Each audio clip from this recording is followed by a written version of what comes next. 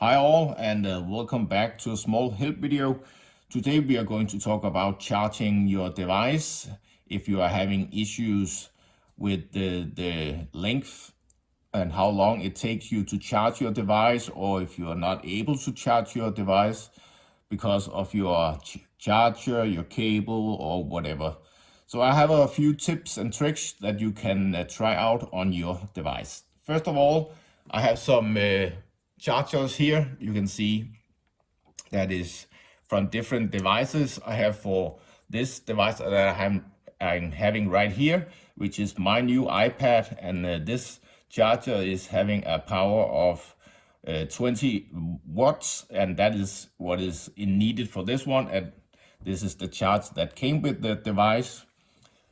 This is the one that you probably also know about. This is for my old iPad.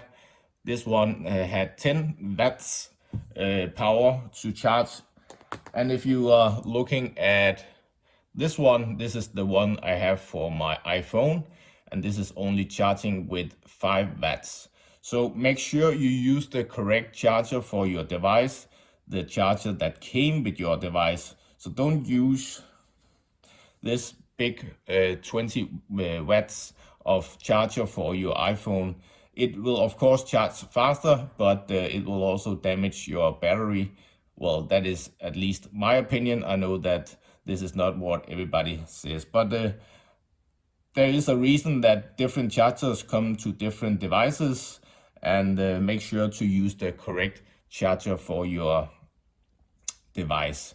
And if you need to buy a new one, make sure to buy the correct one and not an uncertified charger, because that can only make things worse for you.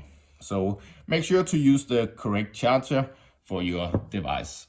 The next thing that I'm always reminding people of is that the cables that also comes with your device, and after a while you probably had your cable with you on trips and taking them to school or work or whatever, and having them in your bag. And at one time, some of the cables can actually get damaged, and that can make the charging a difficult thing. So have a look at this one, for example. This one have a big damage to the cable, and you can see the wires inside the cable, and that is not really how it should look like. So this is an old cable that I have, so I would never use this one for charging any of my devices. So have a look at your cables and make sure they are okay and are able to fit your device. Next thing up is also a thing that I'm constantly asking users to look at, and that is your charging port. So down here on my old iPad, I have a charging port, and once in a while I need to clean that out, because the dirt and dust and whatever you have can get in these charging ports. So take some toothpick that is made of wood. Make sure that it is made of wood, because then you don't damage your iPad. So put that in your charging port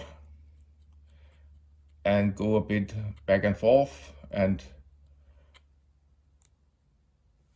it's hard to see here, but I actually did manage to get some dust out of my charging port. But I'm used to do this every second month or something like that, just to make sure that it is clean and it is ready to be charged. And this, I have seen that a lot of time, that is a big issue on especially iPhones that you have in your pocket or whatever, and they get quite dirty in the charging port. So make sure to clean out your charging port. It is also good to have some air put into the charging port.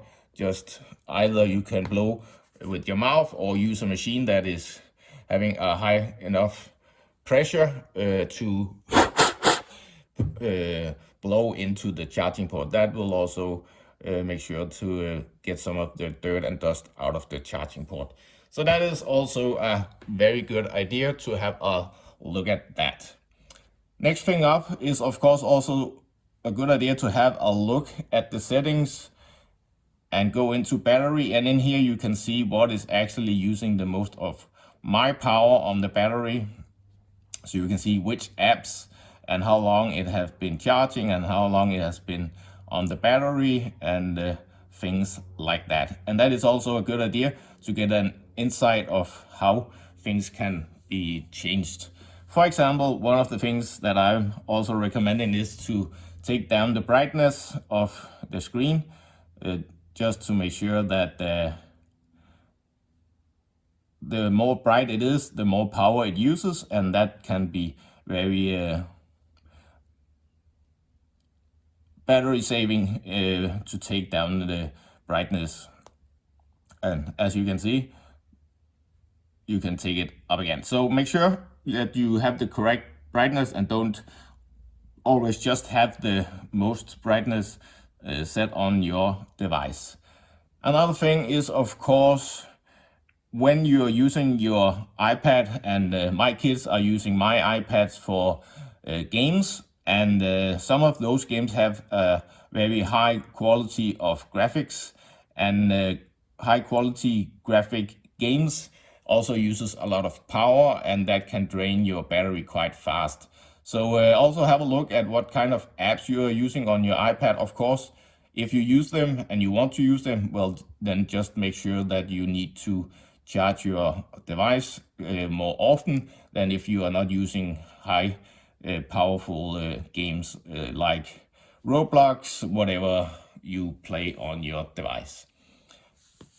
Another thing is, of course, also a good idea to have a look at the updates. Sometimes Microsoft actually comes with new updates that improve the battery length. So make sure to install the latest. As you can see here, I need to update my iPad to the latest version of the iOS. So that is also a good idea to make sure that your device is up to date, and that can actually improve your battery life and the charging experience quite good. So that is also a very good idea to have a look at. So that was more or less it that I had for you today. The most important things, of course, is to use the right cables, the right charger, and make sure your charging port is not full of dust and dirt, because that can actually make things worse. So if you like this video, give me a thumbs up or subscribe. I will get back to you if you comment on the video. So have a good day. Talk to you soon.